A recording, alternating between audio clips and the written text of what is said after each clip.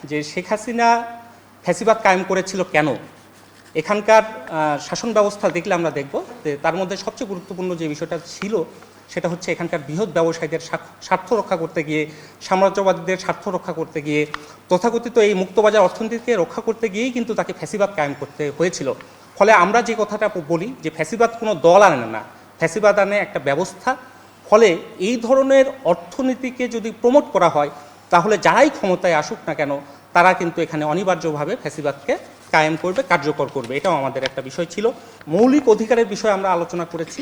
আপনারা জানেন যে মৌলিক অধিকারের ক্ষেত্রে এখানে কিছু শর্ত আরোপ করা হয়েছে। আমরা দেখেছি যে এর আগেও ৭২-এর সংবিধানে এখানে মৌলিক অধিকারকে আইন দ্বারা বলবৎযোগ্য করা হয়নি বলে এখানে নানানভাবে মৌলিক অধিকারকে খর্ব করা হয়েছে, মৌলিক অধিকার বাস্তবায়ন করা হয়নি। আমরা এই সংস্কার কমিশনের প্রস্তাবনায়ও এই ধরনের শর্ত থাকলে এখানে একটা সুযোগ আছে যে রাষ্ট্র মানুষের যে মৌলিক অধিকার নিশ্চিত করতে বাধ্য, এই বাধ্যবাধকতাটা থাকে না। ফলে আমরা এই বিষয়টাও নিয়ে বলেছি যে মৌলিক অধিকারের ক্ষেত্রে কোনো ধরনের শর্ত আরোপ করা যাবে না। প্রধানমন্ত্রীর আমরা দুবারের বেশি ক্ষমতায় থাকতে পারবে না, এই কথা আমরা বলেছি। মেয়াদকাল ৪ বছর হওয়া উচিত, এ ব্যাপারে আমরা একমত হয়েছি। একজন দলীয় প্রধান এবং প্রধানমন্ত্রী থাকতে পারবে না, এ ব্যাপারে আমরা একমত হয়েছি। এটা একটা গুরুত্বপূর্ণ বিষয়।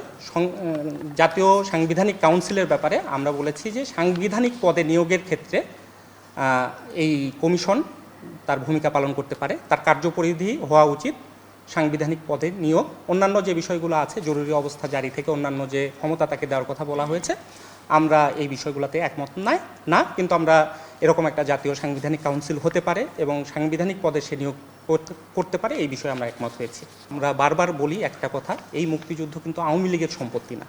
মুক্তিযুদ্ধ এখানকার জনগণের একটা লড়াই এবং জনগণের যে আকাঙ্ক্ষা, সেই আকাঙ্ক্ষার কথাই আমরা বলছি। এখানে আওয়ামী লীগের সম্পত্তি বানিয়ে ফেলা কোনোভাবে ঠিক হবে না।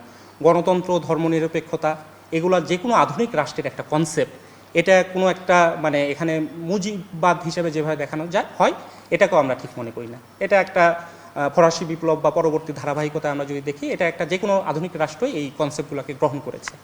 যেই বিষয়গুলো অধ্যাদেশের মাধ্যমে কার্যকর করা যায় সেটা অধ্যাদেশের মাধ্যমে কার্যকর করা, আর বাকি যে বিষয়গুলো থাকবে সেটা পরবর্তীতে নির্বাচিত সরকার যে আসবে সেই নির্বাচিত সরকার এটাকে কার্যকর করবে, এটাই আমরা মনে করি। এবং এই বিষয়গুলোকে আমরা সাংঘর্ষিক মনে করি না। সংস্কার, বিচার, নির্বাচন, এই কোনোটাই কিন্তু সাংঘর্ষিক না, এই একটা আরেকটার পরিপূরক। আমরা দেখছি যে এটাকে একটা আরেকটার মুখোমুখি দাঁড় করানো হচ্ছে। তাহলে আমরা যেমন সংস্কার চাই, আমরা বিচার চাই, আবার আমরা একটা গণতান্ত্রিক নির্বাচনও চাই। ফলে সেই নির্বাচনের ক্ষেত্রে যে কথা বলা হয়েছে ডিসেম্বর পর্যন্ত, আমরা মনে করি যে সংস্কার করে যে সংস্কারের বিষয়গুলো আলোচনা চলছে সেই বিষয়গুলো নিয়ে অনেক একমত হওয়া এবং সেই প্রক্রিয়ায় নির্বাচনে যাওয়া, এটা কিন্তু ডিসেম্বরের মধ্যেই সম্ভব।